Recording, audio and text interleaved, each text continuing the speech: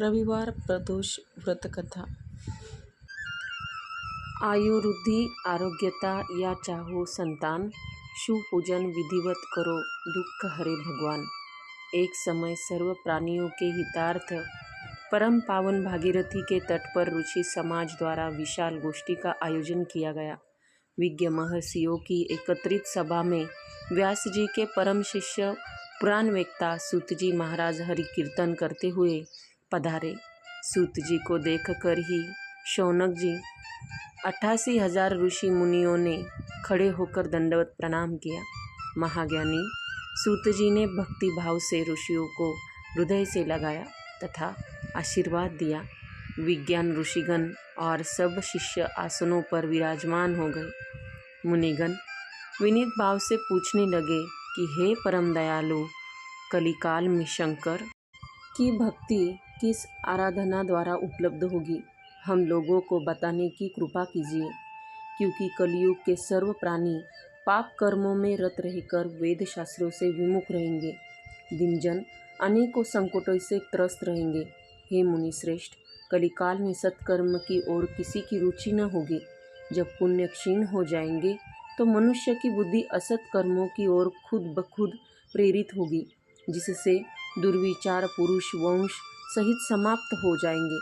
इस अखिल भूमंडल पर जो मनुष्य ज्ञानी होकर ज्ञान की शिक्षा नहीं देता, उस पर परम पिता परमेश्वर कभी प्रसन्न नहीं होते हैं।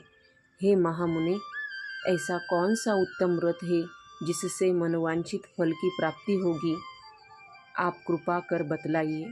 ऐसा सुनकर दयालु हृदय श्री सूत जी कहने लगे कि हे श्रेष्ठ मुनियों तथा शौनक जी, आप धन्यवाद के प्राप्त हैं। आपके विचार सराहनीय एवं प्रशंसनीय है। आप वैष्णव अग्रगण्य है, क्योंकि आपके हृदय में सदा परिहित की भावना रहती है। इसलिए हे शौनकादि ऋषि मुनियों, सुनो, मैं उस व्रत को तुमसे कहता हूँ जिसके करने से सब पाप नष्ट हो जाते हैं। धन वृद्धिकारक, दुख विनाशक, सुख प्राप्त कराने वाला, संतान देने वाला, मनोवांछित फल प्राप्ति कराने वाला यह व्रत तुमको सुनाता हूँ, जो किसी समय भगवान शंकर ने सती जी को सुनाया था, और उनसे प्राप्त यह परम श्रेष्ठ उपदेश मेरे पूज्य गुरु जी ने मुझे सुनाया था, जिसे आपको समय पाकर शुभ बेला में मैं सुनाता हूँ। बोलो उमापति शंकर महादेव भगवान की जय। सूत जी कहने लगे कि आयुर्वृद्धि स्वास्थ्य लाभ हेतु त्रयोदशी का व्रत करे। इसकी विधि इस प्रकार से है। प्रातःकाल स्नान कर निराहार रहकर शिव ध्यान में मग्न होकर शिव मंदिर में जाकर शंकर जी की पूजा करें। पूजा के पश्चात बेलपत्र चढ़ाए, धूप दीप अक्षत से पूजा करें, ऋतु फल चढ़ावे, ओम नमः शिवाय मंत्र का रुद्राक्ष की माला से जप करें, ब्राह्मण को भोजन करा सामर्थ्य अनुसार दक्षिणा दे, तत्पश्चात मौन व्रत धारण करे। हवन आहुति भी देनी चाहिए। मंत्र ओम ह्रीं क्लीं नमः शिवाय स्वाहा से आहुति देनी चाहिए। इससे अभीष्ट फल की प्राप्ति होती है। व्रती को पृथ्वी पर शयन करे, एक बार भोजन करे, इससे सर्व कार्य सिद्ध होते हैं। श्रावण मास में तो इसका विशेष महत्व है। यह सर्व सुख धन आरोग्यता देने वाला है। यह व्रत इस सब मनोरथों को पूर्ण करता है। हे ऋषिवरों, यह प्रदोष व्रत जो मैंने आपको बताया, किसी समय शंकर जी ने सती जी को और वेद व्यास मुनि ने मुझको सुनाया था।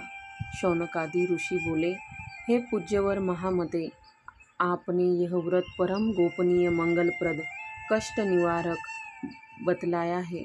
कृपया यह बताने का कष्ट करें कि यह व्रत किसने किया और उसे क्या फल प्राप्त हुआ। श्री सूत जी बोले, हे विचारवान ज्ञानियों, आप शिव के परम भक्त हैं। आपकी भक्ति देखकर मैं व्रती पुरुषों की कथा कहता हूँ। एक गांव में अतिदीन ब्राह्मण निवास करता था। उसकी साध्वी स्त्री प्रदोष व्रत किया करती थी।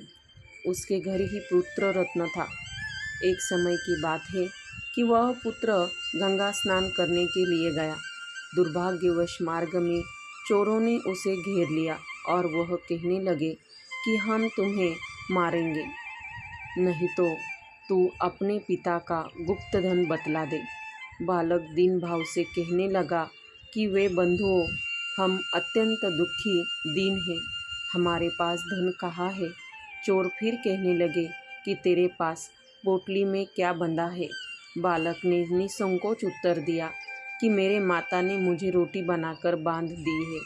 दूसरा चोर बोला कि भाई, यह तो अति दीन दुखी हृदय है, इसे छोड़िए। बालक इतनी बात सुनकर वहाँ से प्रस्थान करने लगा और एक नगर में पहुँचा। नगर के पास एक बरगद का पेड़ था। बालक थककर वहाँ बैठ गया, वृक्ष की छाया में सो गया। उस नगर के सिपाही चोरों को खोज रहे थे कि खोज करते करते उस बालक के पास आ गए। सिपाही बालक को भी चोर समझकर राजा के पास ले गए। राजा ने उसे कारावास की आज्ञा दे दी। उधर बालक की माँ भगवान शंकर जी का प्रदोष व्रत कर रही थी। उसी रात्रि राजा को स्वप्न हुआ कि यह बालक चोर नहीं है, प्रातःकाल ही छोड़ दो, नहीं तो आपका राज्य वैभव सब शीघ्र ही नष्ट हो जाएगा। रात्रि समाप्त होने पर राजा ने उस बालक से सारा वृत्तांत पूछा। बालक ने सारा वृत्तांत कह सुनाया।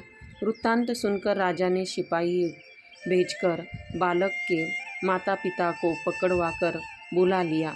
राजा ने उन्हें जब भयभीत देखा तो कहा कि तुम भयभीत मत हो, तुम्हारा बालक निर्दोष है। हम तुम्हारी दरिद्रता देखकर 5 गांव दान में देते हैं। शिव की दया से ब्राह्मण परिवार अब आनंद से रहने लगा।